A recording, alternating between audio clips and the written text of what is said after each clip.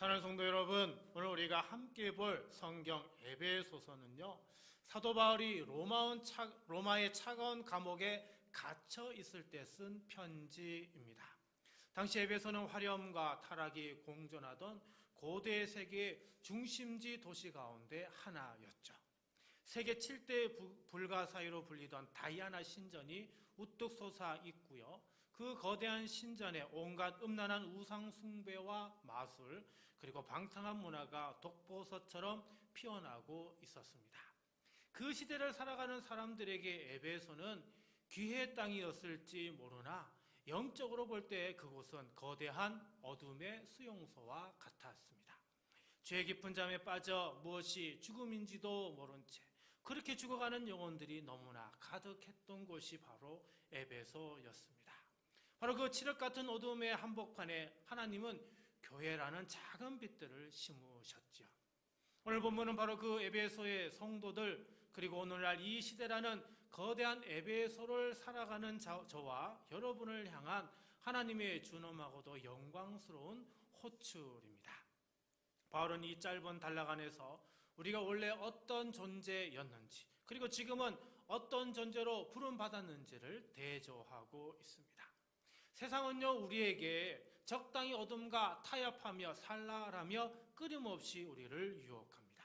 하지만 오늘 성령님께서는 사도 바울의 펜을 사용하셔서 우리 영혼의 멱살을 끌어잡으십니다. 오늘 이 말씀을 통해 우리를 짓누르던 어둠의 수건이 벗겨지기를 간절히 바랍니다. 첫 번째로요, 우리는 빛으로 행해야 합니다. 우리 8절 말씀 볼까요?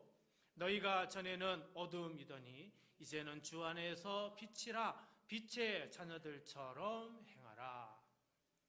사도 바울은요, 여기서 우리의 과거와 현재를 아주 분명하게 대비하고 있습니다. 바울은요, 너희가 어둠 속에 있었다 이렇게 말하지 않습니다. 뭐라고요? 너희가 전에는 어둠이었다 이렇게 말하고 있습니다. 여기 어둠이라고 하는 단어는요, 단순히 빛이 없는 그런 환경을 얘기하는 게 아닙니다. 하나님을 떠난 상태, 죄 아래 놓인 상태, 방향을 잃고 참된 생명을 알지 못하는 상태를 가리키는 겁니다. 다시 말해 우리가 예수님을 알기 전에는요, 잠깐 어둠의 자리에 머문 정도가 아니라 우리 존재 자체가 하나님과 완전히 분리되어서 어둠의 상태 그 자체였다라고 하는 겁니다. 많이 배우고 많이 가지고 겉으로 멀쩡해 보여도요, 주님이 없으면 그 영혼의 중심은 흔들릴 수밖에 없는 겁니다. 그래서 성경은 죄인을 단지 조금 부족한 사람이라고 이렇게 표현하지 않습니다. 빛이 필요한 존재, 아니 빛이 없으면 살 수 없는 존재라고 성경은 명확하게 우리에게 보여줍니다. 근데 바울은 곧바로 놀라운 선언을 합니다. 이제는 주 안에서 빛이라. 여기 빛이라고 하는 단어는 생명을 드러내고요, 길을 보이게 하고요, 감춰진 것을 밝힌다는 그런 의미가 담겨져 있습니다. 여기서 중요한 것은요, 너희가 빛을 받았다 이게 아니죠. 뭐라고요? 너희가 빛이라라는 겁니다. 물론 이 말은 우리가 본래부터 빛이었다 그런 뜻이 아닙니다. 단지 어떻게요? 주 안에서 빛이라는 것이죠. 여기에 복음의 핵심이 있습니다. 빛의 근원은 우리가 될 수 없죠. 빛의 근원은 오직 예수 그리스도밖에 없는 겁니다. 여러분, 전구가 스스로 빛을 만들어내는 게 아니라는 거 잘 알죠?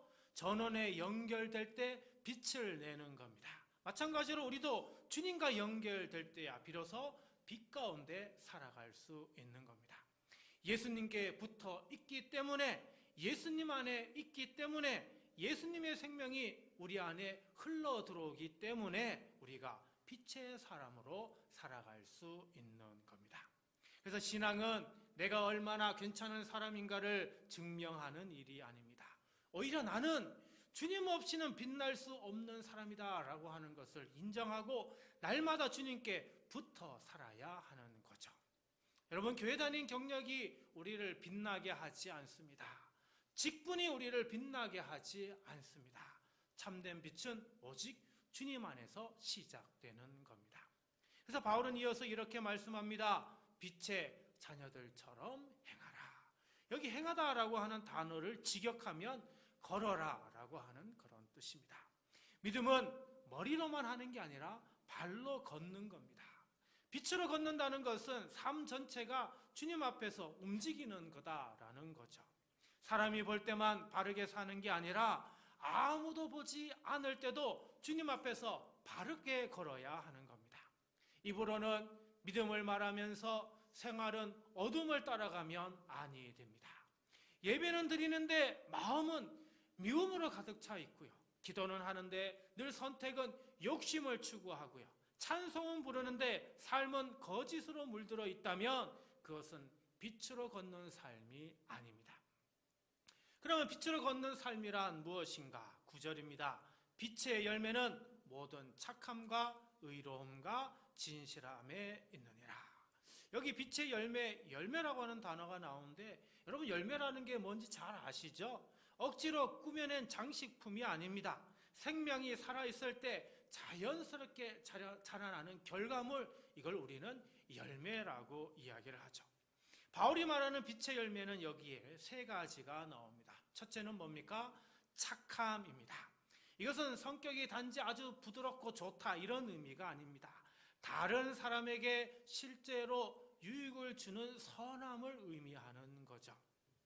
말로만 좋은 사람이 아니라 행동으로 선을 흘려보내는 사람입니다.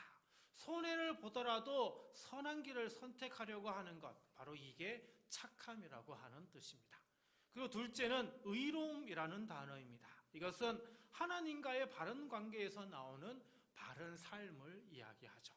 사람 눈을 속이는 기술이 아니라 하나님 앞에서 바르게 서려고 하는 태도를 말합니다. 그래서 정직을 지키고요, 자기 유익보다는 하나님의 기준을 더 소중히 여기는 것, 이게 바로 의로움이라는 겁니다. 그리고 세 번째는 진실함입니다.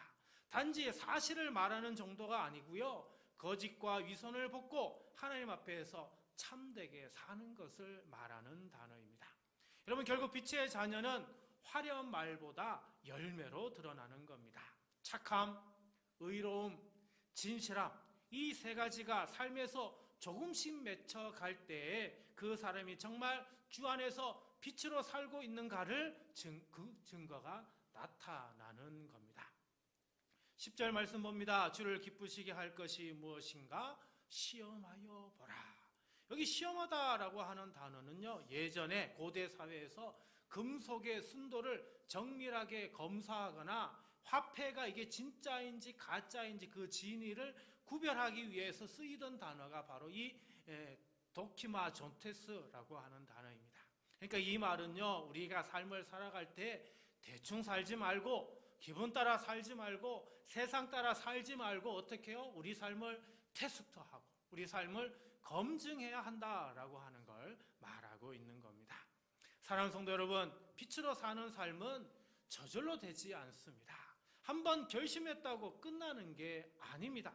매일 점검해야 하고요, 매일 분별해야 하고요, 매일 주님께 붙어서 살아야 하는 겁니다. 어둠은 늘 편하고 쉬워 보입니다. 타협은 즉시 편안함을 주는 것처럼 보입니다. 그러나 빛은 다릅니다. 빛의 길 끝에는 주님의 기쁨이 있고 참된 평안이 있고 맑은 양심이 있고 그리고 거룩한 열매가 있습니다. 우리 주님은 요한복음 8장 12절에서 이렇게 말씀하셨습니다. 나는 세상의 빛이니 나를 따르는 자는 어둠에 다니지 아니하고 생명의 빛을 얻으리라. 바라기는 오늘 우리 모두가 예배당 안에서만 빛나는 사람이 아니라 가정에서도, 일터에서도, 관계 속에서도, 그리고 혼자 있는 자리에서도 주 안에서 빛으로 걷는 그런 성도들이 되기를 간절히 바랍니다. 우리 삶에서 착함과 의로움과 진실함의 열매가 정말 많이 맺혀져서 하나님께서 우리의 삶을 정말 기뻐 받으시기를 주님의 이름으로 간절히 축복합니다. 두 번째로 우리는요, 빛으로 드러나야 합니다. 우리 11절 말씀 같이 볼까요? 너희는 열매 없는 어둠의 일에 참여하지 말고 도리어 책망하라. 빛의 자녀는요, 어둠의 일에 참여하면 아니 됩니다. 여기 참여하다는 단어를 보니까요, 단순히 옆에 있다는 그런 뜻이 아닙니다. 함께 엮이고, 함께 나누고, 함께 동조한다라고 하는 뜻입니다. 그래서 열매 없는 어둠 일에 참여하지 말라라고 하는 이 말은요, 세상 사람들과 아예 관계를 끊으라 이런 의미는 아닙니다. 세상 속에 살지만 세상의 어두움과 한편이 되지는 말아라라고 하는 그런 의미가 되는 것이죠. 바울은 그 어둠의 일을 뭐라고요? 열매 없는 일이라 이렇게 말하고 있습니다. 잠깐의 재미는 있을지 몰라도, 잠깐의 어떤 이익이 있을 수 있을지는 모르지만 결국 하나님 앞에서 남는 것은 하나도 없다라고 하는 것입니다. 그리고 바울은 이렇게 얘기합니다. 도리어 책망하라. 책망하다는 단어를 보면요, 이 단어는요, 단지 화내며 꾸짖으라 이런 의미가 아니고요, 죄를 죄로 드러내고 감춰진 것을 밝히고 양심이 깨어나게 하라, 이 의미가 바로 책망하라는 단어입니다. 오늘 시대는 죄를 죄라고 말하는 것을 정말 불편해하는 시대입니다. 무엇이든 사생활이라고 하고요, 무엇이든 취향이라고 하고요, 무엇이든 각자의 선택이라고 말합니다. 그래서 잘못된 것을 보고도 말하지 않는 것이 마치 사랑인 것처럼 얘기를 합니다. 그런데 성경은 그렇게 말하지 않습니다. 빛은 어둠을 보고도 모른 척하지 않는 거죠.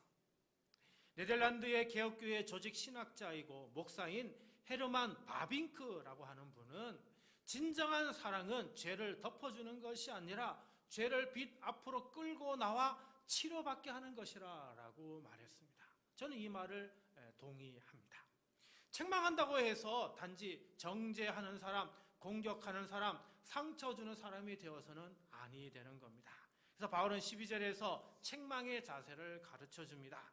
그들이 은밀히 행하는 것들은 말하기도 어떻게 해요? 부끄러운 것들이라. 여러분, 죄는 언제나 숨어들려고 합니다. 죄는 햇빛보다 그늘을 더 좋아합니다. 정직한 고백보다 숨기는 걸 더 좋아합니다. 왜? 드러나면 힘을 잃기 때문에. 죄는 사람을 자꾸 은밀한 속에 감춰버리고 말죠. 그래서 죄를 계속 품고 있으면 사람은 점점 어둠에 빠지게 됩니다. 그러나 바울은 그 은밀한 죄를 드러낸다는 이유를 통해 가지고 자극적으로 떠들거나 험담하거나 사람의 수치만 부각시키는 이것을 경계하고 있는 겁니다. 그래서 말씀에 말하기도 부끄럽다는 이 표현 속에는 죄를 다룰 때조차도 빛의 태도를 잃지 말아야 한다는 것을 지금 말해주고 있는 거죠. 그러면 우리는 어떻게 해야 하는 것이냐? 13절에서 이야기합니다. 그러나 책망을 받는 모든 것은 빛으로 말미암아 드러나나니 드러나는 것마다 빛이니라. 여기서 핵심은 드러내는 주체가 궁극적으로 뭐라고요? 빛 그 자체라고 하는 겁니다. 빛이 비추면 숨은 것은 자연히 드러나게 된다는 겁니다. 진실이 보이기 시작한다는 거죠. 무엇이 죄인지, 무엇이 거짓인지, 무엇이 열매 없는 일인지 보이기 시작하는 겁니다. 그래서 참된 책망은요, 내가 상대를 눌러 이기는 그게 아니다라는 겁니다. 주님의 빛 앞에 함께 서는 겁니다. 빛 앞에 서면 남의 죄만 보이지 않습니다. 내 죄가 보입니다. 남의 어둠만 보이지 않습니다. 내 속에 숨은 어둠도 보입니다. 그래서 빛의 책망은 교만하지 않습니다. 울면서 말하고요, 기도하면서 말하고요, 회복을 바라며 말하는 것이죠. 다윗은 밧세바 사건 이후에 자기 죄를 감추려고 했습니다. 그래서 죄를 접기 위해 또 다른 죄를 저질렀죠. 충직한 우리아를 전쟁에서 죽게 만들었습니다. 이때 하나님은 나단 선지자를 보내셨습니다. 나단은 다윗을 공개적으로 조롱하지 않았습니다. 지혜롭게, 그러나 분명하게, 진실하게 그 모든 것을 비추었죠. 그리고 마침내 다윗은 이렇게 고백합니다. 내가 여호와께 죄를 범하였노라. 그 드러냄이요, 다윗을 무너뜨리는 것이 아니라 회개로서 다시 살리는 일이었던 것입니다. 여러분, 영화 스포트라이트라는 이 영화가 있는데 혹시 보신 적이 있으신가요? 이 영화는요, 보스턴 글로브 기자들이 오랫동안 숨겨져 있던 성직자 아동 성학대와 그 은폐 구조를 추적한 실화를 바탕으로 한 영화입니다. 이 작품은요, 화려한 영웅담이기보다는 감춰져 있는 진실이 드러날 때 공동체가 어떻게 책임 앞에 서게 되는지를 보여주죠. 2016년 이거는 아카데미 시상식에서 작품상과 감독상을 받기도 했습니다. 여러분, 이 이야기가 보여주는 것은요, 감추어진 어두움은 시간이 지나면 저절로 사라지지 않는다라고 하는 겁니다. 누군가 그것을 빛 앞으로 가져와야 한다는 거죠. 그래서 고통도 멈추고 거짓도 무너지고 그리고 회복의 길도 시작되어야 한다는 그 의미가 이 영화에 담겨져 있습니다. 그리고요, 척 콜슨이라고 하는 사람도 우리가 생각해 볼 수 있는데요.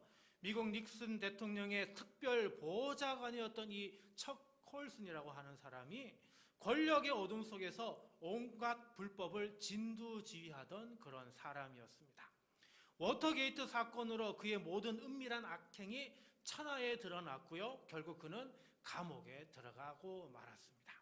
이 감옥 안에서요, 자신이 얼마나 추한 존재였는지를 이제 직면하게 되었고요. 그런 후에 예수 그리스도를 영접하게 되었습니다. 그리고 이후에 이는 이제 교도소에서 나와서 교도소에 수감하고 있는 정말 수많은 사람들을 위해 선교하는 그 사역을 이제 감당하는 그런 사람이 되었습니다. 그가 쓴 책이 바로 이 러빙 갓이라고 하는 책인데요.